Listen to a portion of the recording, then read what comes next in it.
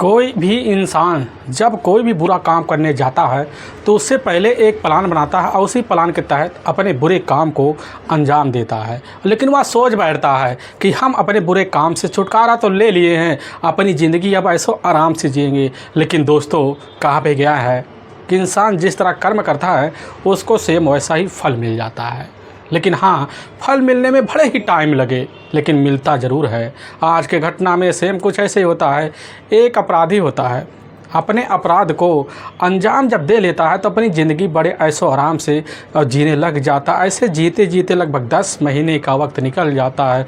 लेकिन अचानक जब पुलिस उसके सामने खड़ी होती है तो पुलिस को देखकर उसके रूह तक खड़े हो जाते हैं। लेकिन पुलिस जब उस इंसान के बारे में सबके सामने सच्चाई निकाल के लाती, इसे सुनने के बाद लोगों के रूह तक काँप जाते हैं। आखिर क्या था आज की घटना में? आज की घटना में क्या हुआ? आज की घटना की आप पूरी तह तक सच्चाई जानने के लिए इस वीडियो को आप लास्ट तक ज़रूर देखिएगा। नमस्कार दोस्तों, मैं प्रदीप कुमार आपको इस टेढ़ीबाज चैनल पे मैं स्वागत करता हूं। दोस्तों, आज की यह जो सच्ची घटना है, यह घटना सुनाने से पहले मैं आपसे एक छोटा सा रिक्वेस्ट करना चाहता हूं, क्योंकि आप अगर इस चैनल पर नए आए हुए हैं और पहली बार आए हुए हैं तो एक बार जाकर आप अपने इन्हीं प्यारे हाथों से आप इस चैनल को सब्सक्राइब ज़रूर कर लीजिएगा, ताकि आपकी वजह से इंपॉर्टेंट होने के नाते यह वीडियो काफ़ी लोगों तक पहुंचाया जा सके। इसके लिए हम आपके तहे दिल से शुक्रगुजार रहेंगे। दोस्तों, आज की यह जो सच्ची घटना है, यह घटना ठीक मध्य प्रदेश और ठीक उसी में देवास जिला पड़ता है और ठीक उसी का एक भोपाल रोड पड़ता है और उसी रोड पर PNB एक जाना माना थाना लगता है और ठीक उसी थाने के इलाके में देवास सिंह कॉलोनी पड़ता है और उसी में एक वृंदावन धाम जाना मान धर्म स्थल पड़ता है। उसी स्थल के ही एक किराएदार होते हैं, बलबीर राजपूत, जिनकी अपनी पत्नी भी होती है, उनके अपने बच्चे भी होते हैं। उन्हीं के पूरे परिवार जो होता है धीरेन्द्र श्रीवास्तव के ही मकान में मौके पर जुलाई साल 2024 का ही महीना होता है, उसी में शिफ्ट होता है और उसी में बलबीर राजपूत जो होते हैं अब मकान में रहने लग जाते हैं। जब रहने लग जाते हैं तो उनको कुछ महीना बीतता है अपने परिवार अपने बच्चों के सहित। अब रहते रहते बड़ी खूबसूरत ज़िंदगी बीतती है। लेकिन जब कुछ महीने बीतता है तो उनको आभास हो जाता है कि हमारे बच्चों की जो पढ़ाई के लिए जो व्यवस्था है वह इस कमरे में सहज नहीं दिख रहा है। तो इसीलिए बलबीर जो होते हैं अपने ही अब मकान मालिक इधर धीरेन्द्र श्रीवास्तव से बात करते हैं, कहने लग जाते हैं कि बगल में एक कमरा है, हम जब से आए हुए हैं तब से देख रहे हैं उस कमरे में ताला लगा हुआ है, तो एक बार आप हमें ना उस कमरे को हमें ही किराए पर दे दीजिए। यह बात जब धीरेन्द्र श्रीवास्तव जब सुनते हैं तो इधर बलबीर राजपूत से कह देते हैं, यह कमरा लगभग हम भी देख रहे हैं 2 महीने से बंद पड़ा है। लेकिन हाँ, इस कमरे में किराएदार रहता था संजय पटीदार, जिसकी उम्र लगभग 41 साल के आसपास है। उसकी अपनी पत्नी भी इसी में रहती थी। लेकिन हाँ, अभी ठीक है, वही कुछ महीने पहले इधर सच्चे पटीदार जो होता है हमसे यही बात बोल के गया हुआ था कि हम गांव जा रहे हैं और गांव जाएंगे तो वहां हो सकता है कुछ महीने लग जाएं, तो रुक जाएंगे। हमारे कमरे में जितने भी सामान पड़े हुए हैं उन सामान को हमारे कमरे में रहने दीजिएगा, लेकिन हाँ, उसका किराया हम आपको देते रहेंगे। इधर जैसे ही बलबीर उधर मकान मालिक की बात सुनता करने लग जाता है, हम भी देख रहे हैं जब से आए हुए हैं तब से इस कमरे में कोई जोता रहने के लिए नहीं आया है और तब से यहाँ ताला बंद है, तो हम सोच रहे थे हमें यह कमरा मिल जाता है। लेकिन इधर बलबीर जो था मालिक से उस कमरे की मांग करते करते बड़े तौर तरीके से लगभग 6 महीने का वक्त अब निकाल देता है। अब इधर बलबीर की वजह से उसके जो अपने मकान मालिक होते हैं धीरेन्द्र श्रीवास्तव भी परेशान हो जाते हैं, थक हार जाते हैं। उनको भी आभास हो जाता है कि संजय पटीदार जो होता है हमारे पास पहले तो कॉल कर दिया करता था, यहाँ तक कि फ़ोन पे हमारे मोबाइल पर अपने कमरे का किराया भी दे दिया करता था, लेकिन उसके कई महीने से बंद पड़े हुए हैं। और लेकिन जब भी इधर धीरेन्द्र श्रीवास्तव जो होते हैं संजय के पास फ़ोन कर देते हैं तो वह भी कह बैठता कि अभी हमें आने में टाइम लगेगा, क्योंकि हमारी माँ की हार्ट अटैक की वजह से मौत हो चुकी है और हमारी अपनी चाची है, उनकी भी काफ़ी गंभीर अवस्था बनी हुई है। अब इधर धीरेन्द्र श्रीवास्तव जो होते हैं संजय पाटीदार से जब इस तरह की बात सुनते हैं तो उनके मन में काफ़ी सारे आशंकाएँ हो जाते हैं कि हो सकता है संजय पाटीदार जो होता है अब यहाँ आना ना चाहता हो और अब यहाँ किराया देने से बच रहा हो, इसीलिए तरह तरह की बातें हमसे कर रहा हो। लेकिन जब दोबारा अब बलबीर राजपूत जो होता है धीरेन्द्र श्रीवास्तव के पास पहुंचता, हाथ भी जोड़ने लग जाता, करने लग जाता है। बगल में पड़ा जो कमरा लगभग देख रहे हैं कि 8 महीने से बंद पड़ा है, आप हमें यह कमरा अब दे दीजिए क्योंकि हद हो गया है। हम भी देख रहे हैं, हमें लग रहा किराएदार दोबारा इस कमरे में रहने के लिए आएगा नहीं। अब धीरेन्द्र श्रीवास्तव बलबीर राजपूत की जब बात सुन रहे हैं, सुनने के बाद जो था उसके आगे टूट भी जाते, कहने लग जाते हैं ये लो तुम चाबी पकड़ो और जाओ उस कमरे का ताला खोलो, उसके अंदर जाओ, पूरी साफ़ सफाई कर देना, लेकिन संजय पाटीदार के जितने भी सामान होंगे वह ला के बाहर कहीं सौ ठिकाने पर रख देना। यह बात जब बलबीर अब राजपूत सुनता है तो उसी समय अब इधर धीरेन्द्र श्रीवास्तव जो होते हैं उस कमरे की चाबी अब बलबीर को दे देते हैं। इधर बलबीर जो होता है अब ठीक है 8 जनवरी साल 2025 को जाता है, उस कमरे में लगा हुआ जो दरवाज़ा होता है उस पर जो ताला लटक रहा होता है उसी समय ताले को खोलता है, लेकिन अंदर जाता है तो उसकी जो निगाह होता है, निगाह जाकर वहाँ एक फ्रिज में पड़ती है। वह जो फ्रिज होता है पूरी तरह से एक कपड़े में लिपटा हुआ होता है। लिपटा हुआ देखकर इधर बलबीर राजपूत को बड़ा चंभा लग जाता है। कमरे में काफ़ी गर्दे भी होते हैं, उसको भी लगने लग जाता, हो सकता है 3 दिन बंद पड़े हो और कमरे में गर्दे का जमावड़ा लग चुका हो, तो सोच लेता चलो हम दूसरे दिन आएंगे फिर इस कमरे की सफाई करेंगे। लेकिन दूसरे दिन का जब वक्त आता है सुबह 10 बजे के आसपास इधर जो होता है संजय राजपूत अपनी पत्नी अपने बच्चों को लेकर उसी कमरे में चला जाता है, पूरे कमरे की साफ़ सफाई भी कर देता है।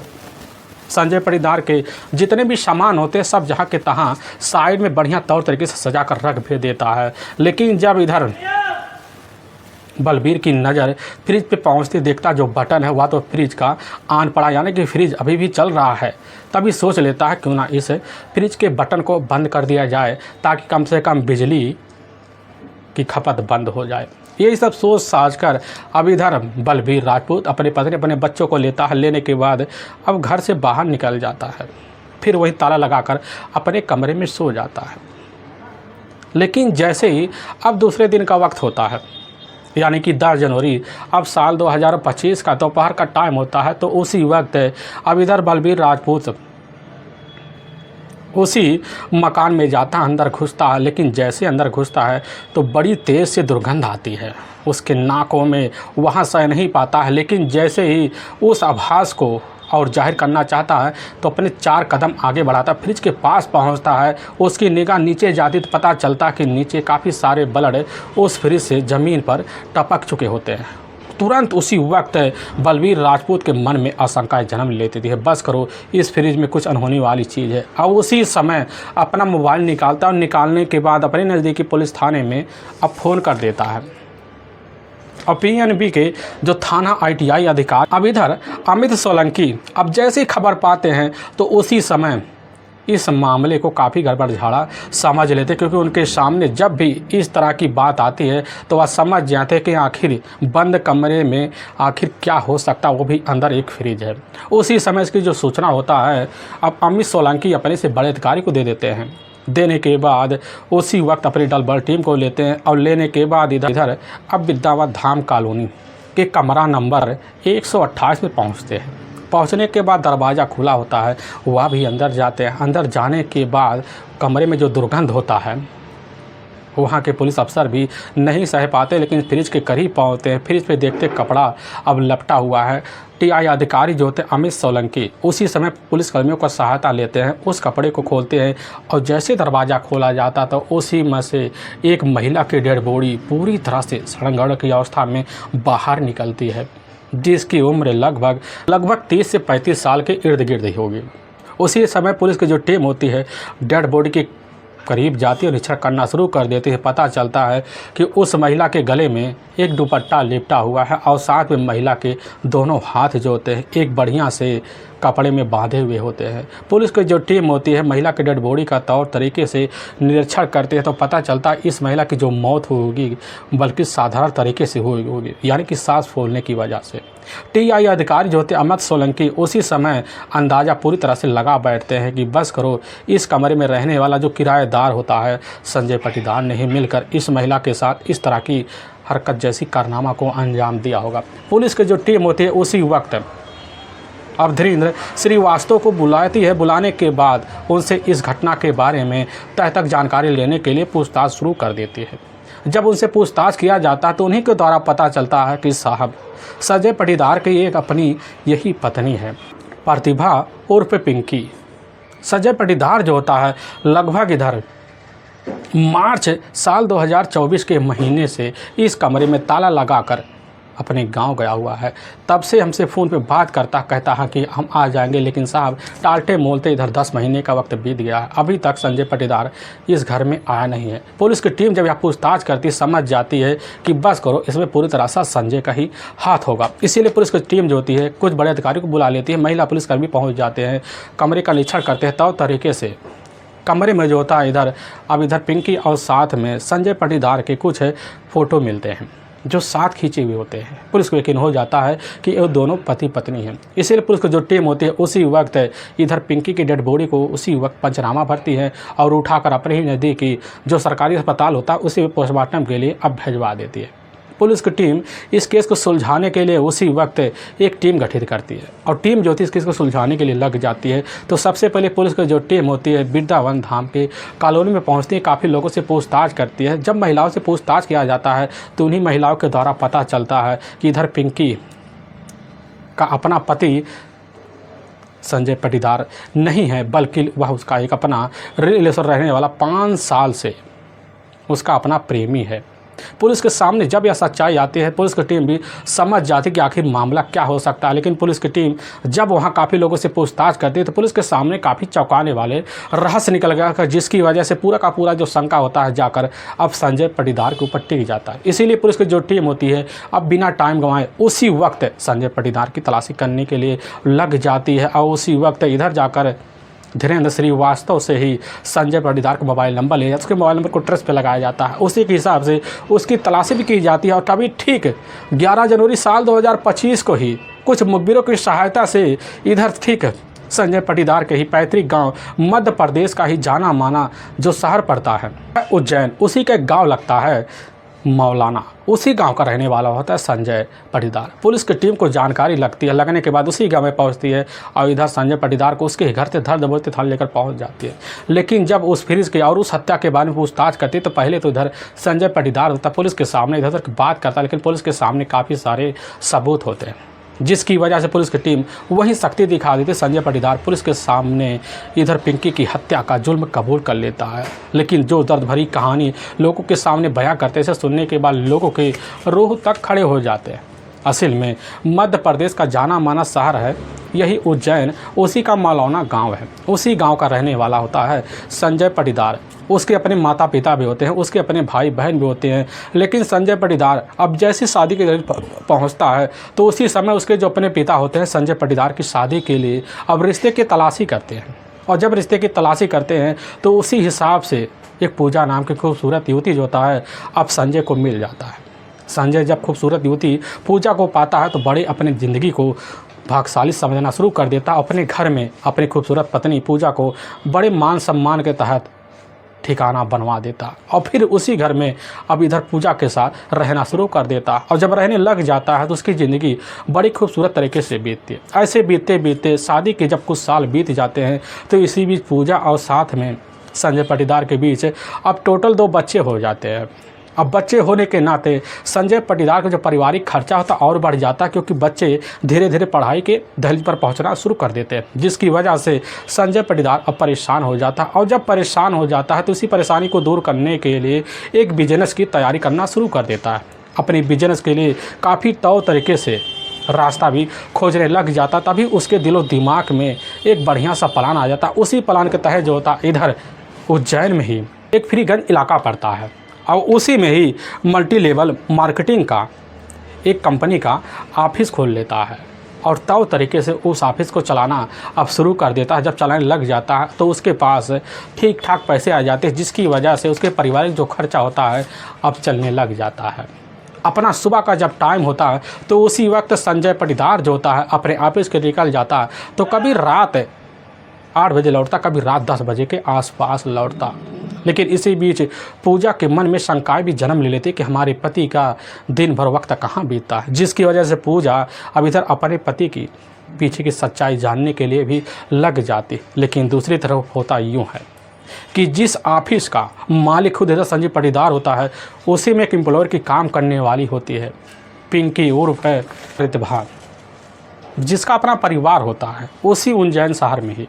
अपने परिवार के साथ कुछ दिन बड़े तौर तरीके से रहती थी, लेकिन अपने माता पिता की इकलौती बच्ची होने के नाते प्रतिभा जो थी अपने घर में इधर अपनी हट जमाए बैठी हुई, जिसकी वजह से उसके माता पिता भी परेशान हो जाते हैं। लेकिन प्रतिभा अब जब शादी के लिए पहुंचती है, पहुंचने के बाद खुद अपने रिश्ते खोजने के लिए और तैयारी कर लेती है। लेकिन पूजा जिस इलाके में रहती थी ठीक उसी इलाके के दूसरी छोर पर रहने वाला एक उसके ही हम उम्र का होता है सुभाष महेश्वरी उसके जाने माने करीबी यार दोस्त बन जाता। बनने की वजह सुभाष महेश्वरी से दोस्ती का इस तरह हाथ बढ़ा लेते, जिसकी वजह से अब इधर जाकर पिंकी और साथ में सुभाष के बीच प्रेम प्रसंग चालू हो जाता। होने की वजह से सुभाष और साथ में पिंकी दोनों मिलकर साल 2016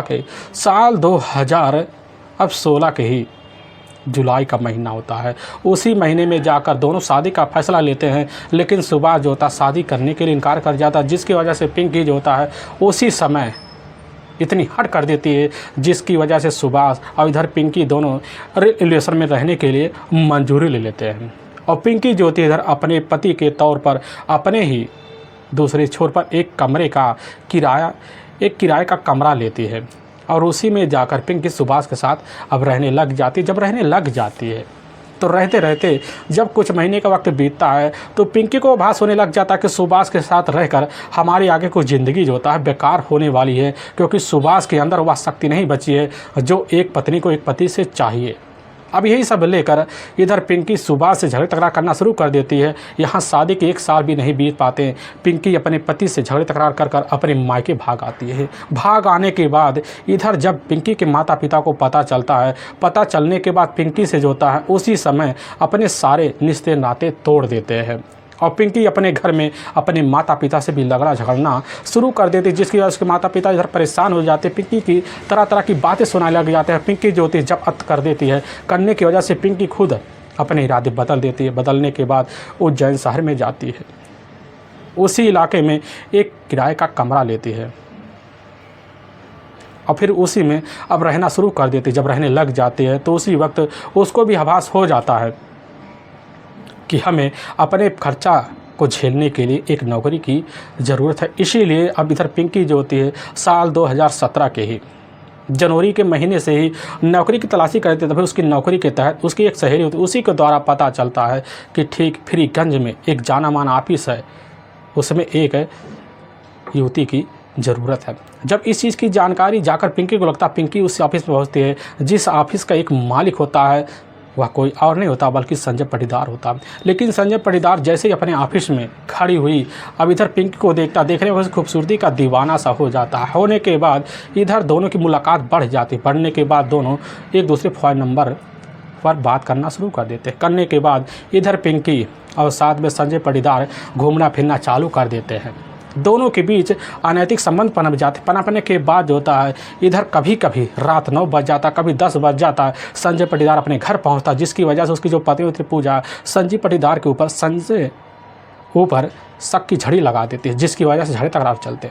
और संजय पाटीदार इधर अपनी पत्नी पूजा से जब परेशान हो जाता तो सोच लेता है अपनी ज़िंदगी अब खूबसूरत युवती अब पिंकी के साथ बिताया जाए, तभी उसी समय फैसला लेता है। और फैसला लेने के बाद पिंकी जो होती इधर खुद संजय के सामने शादी के लिए प्रपोज मार देते हैं। लेकिन इधर संजय कहता है अभी हमारे पास समय नहीं बच रहा है, अब जब समय बचेगा तुमसे हम शादी के बंधन में खुद बंधवाने के लिए हामी भर लेंगे।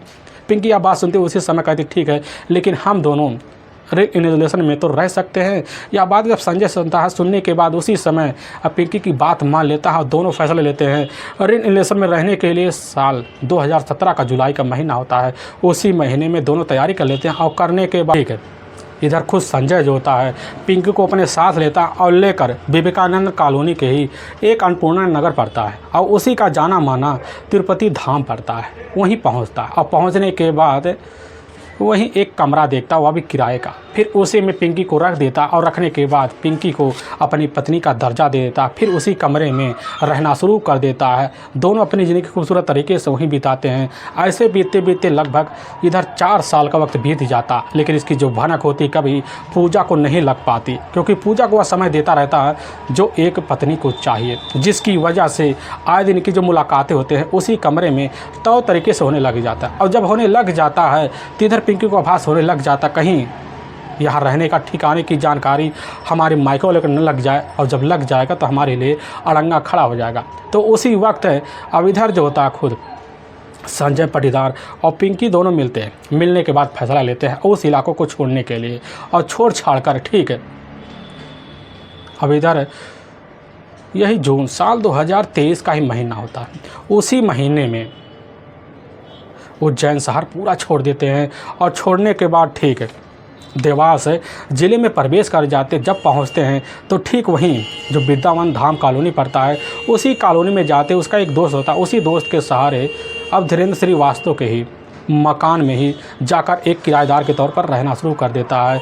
अब इधर अपनी प्रेमिका पिंकी के साथ तौर तरीके खूबसूरत भरी ज़िंदगी बिताने लग जाता है। और जब बिताने लग जाता है तो इधर संजय श्रीवास्तव का जो अपना खुद का बिजनेस होता पूरी तरह से ठप हो जाता है, जिसकी वजह से वह छोड़ छाड़ कर एकदम बेरोजगार हो जाता है। लेकिन वह इधर पिंकी का खर्चा उठाने के लिए उसकी अकेली बस की बात नहीं होती है, जिसकी वजह से खुद नौकरी की तलाशी में करने लग जाता है। लेकिन जब उसको नौकरी नहीं दिखाई देता, देवास जाता है और मंडी में जाकर वहीं मौके पर मजदूरी का काम करना शुरू कर देता है। सुबह जाता तो शाम को अपना कमाई धमाई कर अपने कमरे पर पहुंचता, और जब रात का वक्त होता पिंकी के सामने पड़ता है तो उसके जो शरीर होते थके हारे ने वंजस से जवाब दे जाता, जिसकी वजह से पिंकी और साथ में संजय पाटीदार के बीच आए दिन झगड़े तकरार होने लग जाते हैं।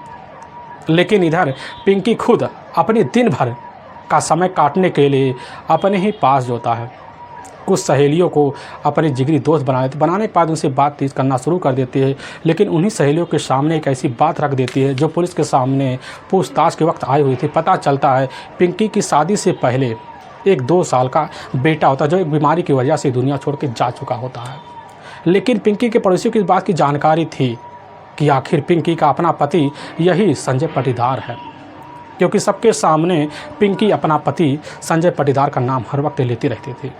लेकिन इधर अपने परिवार की जिम्मेदारी उठाने के लिए पिंकी जो थी खुद एक सिलाई कढ़ाई का अपने घर में बिजनेस खोल दी, जिसकी वजह से उसके पास ठीक ठाक पैसे आने लग जाते हैं। इधर पिंकी और साथ में संजय पाटीदार को ज़िंदगी का लगभग कुछ महीने का जब वक्त बीतता है, बीतने के बाद पिंकी को आभास हो जाता है कि वह हमें चलकर संजय से शादी कर लेना चाहिए, जिसकी वजह संजय के ऊपर अब शादी के लिए दबाव मानना शुरू कर देती है। लेकिन जब भी संजय के सामने शादी की बात रखती है तो संजय उसी समय सन्न से रह जाता। फिर उसी बात को लेकर संजय और पिंकी के बीच बहस शुरू हो जाते हैं। ऐसे बहस होते होते लगभग कई महीने गुजर जाते हैं। कभी कभी संजय खुद पिंकी का पिटाई भी कर देता, लेकिन पिंकी इधर जो होती है अपनी बात पे अड़ी रहती है। यह सिलसिला जब चलते चलते फिर कई महीने का वक्त बीतता है, और तभी ठीक है 2 मार्च अब साल 2000 यही 24 का ही महीना होता है। अब उसी महीने में इधर जैसे ही रात का वही 9 बजे के आसपास टाइम होता है तो मौके पर संजय पाटीदार का एक अपना करीबी दोस्त होता है दीपेश, उसको लेकर कमरे में घुसता है। लेकिन जब कमरे में घुसता है तो उसी समय पिंकी अब जैसे संजय को देखते तुरंत शादी का नाम लेकर वहीं छेड़छाड़ शुरू कर, जिसकी वजह से इधर अब जाकर संजय और पिंकी के बीच झगड़ी तकरार हो जाती थी। झगड़ी तकरार हो जाते हैं कि अचानक संजय पाटीदार का जो हाथ होता है पिंकी के गले पर पहुंच जाता। पहुंचने की वजह से वहीं चीख चिल्ला पड़ती है।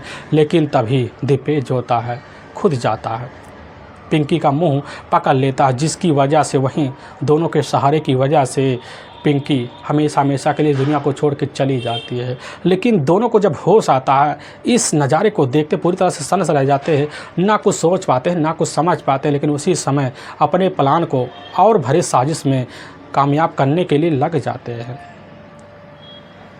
तभी संजय पाटीदार को ध्यान आता है कि हमारे कमरे में एक फ्रिज पड़ा है, उसी फ्रिज में ले जाकर पिंकी को बॉडी को तौ तरीके से रख कर देंगे, फिर जब समय मिलेगा तब ठिकाने भी लगा देंगे। यही सब सोच साज कर उसी समय दीपेश और साथ में संजय पाटीदार दोनों जाते हैं, फ्रिज में जितने भी ट्रे वरे रखे होते हैं सबको खाली कर देते हैं। खाली करने के बाद पिंकी के हाथ पैर जो होता है एक कंबल से लपेटने के बाद ले जाकर उसी फ्रिज में डंप कर देते हैं।